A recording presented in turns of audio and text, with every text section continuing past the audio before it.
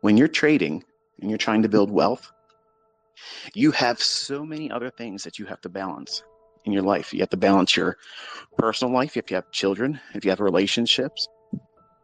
And if you find yourself in a position where you're trying to take trades and your mind is elsewhere, your mind is on someone else, your mind is on your child, boyfriend, girlfriend, significant other, spouse, your job, maybe your pursuit is trying to get out of having to go to work. That's admirable. But what if you are in a position right now that doesn't promote the clarity for you to be trading, because you have to maintain your employment until you find a better job? Or if you're on the rocks with your employer and you might be losing your job soon because of performance issues, or you didn't do something right. But the idea of these distractions, like you're seeing me have to encounter and manage while I'm doing this live presentation, it takes a great deal of focus to trade. And for me, most of you, I'm easily distracted. I have short-term attention span, and I wrestle with a lot of things. If you are in trades or taking trades, or you find yourself taking trades and entertaining the idea that I'm probably going to lose on this trade, but what the hell? I'm going to just roll the dice and see what happens. And you're finding your thoughts linked to something outside of the market or the chart you're in. You're not respecting the risk. And what you're doing is subconsciously punishing yourself, because you know that your time should be spent on that thing, person, that event, whatever it is that's making itself known to you while you're in a trade. How do you deal with that? Well, you close the trade. You stop close the charts.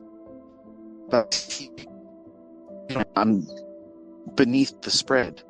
I'm in drawdown. The trade isn't in my favor yet. Just wait.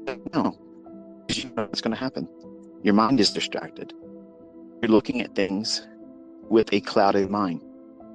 And subconsciously, you're wanting to lose. So that way you don't feel guilt without purpose. I'm going to say that in a better way. You want to make sure that you don't lose sight of the importance of that thing that's distracting you, that person, that thing that you should be doing, other than sitting in front of that chart, taking that trade. That's the more weightier matter. But your impulsiveness, the gambler, they're in the driver's seat. And he or she wants to build up treasure for themselves, instead of building up treasure for something outside of yourself. For Alex, if you're listening, if you find yourself thinking like that, stop. Don't trade. Only trade when you know that you're doing it to make a better life for you and your significant other. You're going to find that your trading becomes so much easier to manage the risk, easier to manage psychologically, because you're taking the risk soberly. It's not you that's just going to lose the money. It's you and your significant other. It's you and your child that you're supporting, and it's dependent of you. Put it in perspective like this. If you had a 1-year-old child just learned how to walk, there's this little, they don't know anything. They don't know their left from their right. Would you encourage them to go out there and run around in traffic? Of course not. It seems like an extreme, right? But essentially, that's what you're doing. Many times as a trader, you're encouraging bad habits because you're not focused. You're trading for all the wrong reasons. And you're trying to store up treasure, laying up treasure just for yourself, where if I lose it, it's not a big deal. If I lose this account, if I blow this money, if I fail my funded account challenge, if I lose my funded account, I'll just reset it. That is a piss poor approach to mindset. That is absolutely the worst mindset that you can adopt or start forging. You have to be diligent about risk at all times, and you have to elevate the respect of that risk to a degree that will prevent you from trading impulsively. Otherwise, the wolves come in with a wolf. trying to keep up with the Joneses. That's an expression we say here in the States. What that means is someone has something in terms of a track record. They've done something monetarily. They bought something. They went somewhere. You clap issue is wolf. And what does a wolf want to do? Come in and devour, steal, like a fox in the hen house. They want to take something from. You never see a wolf come in and say, hey, you know what? You look like you need something extra. Let me drop you off something here at your door. Don't work like that. Cats seem to do that, though. I was watching a video the other day. So this cat kept bringing its master whatever it found, either dead or caught. I've never seen that with any dogs. Maybe they do it too, but I digress. But a wolf, you got to keep them at bay. They come in to steal, kill, and destroy. They steal your purpose for what you're doing it for. Because it's great having a desire to become better. There's nothing wrong with that. It's nothing egotistical about it. It's not greed that you want to be better than you are right now. It's not greed that you want to have more than you have right now. That is not greed. Greed is having more than enough and not appreciating it. That's greed. A wolf is fearful. That's a fearful thing.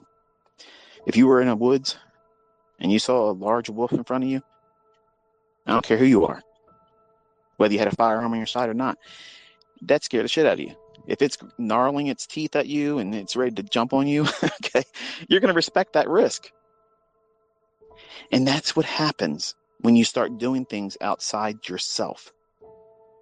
And that's what you need to be prepared to deal with, that level of risk and managing it. When you have a sense of purpose above and beyond yourself, you're now accountable to no one but you. It's easy to manage the risk, but when you're accountable for yourself and something or someone else, there has to be a greater appreciation for risk.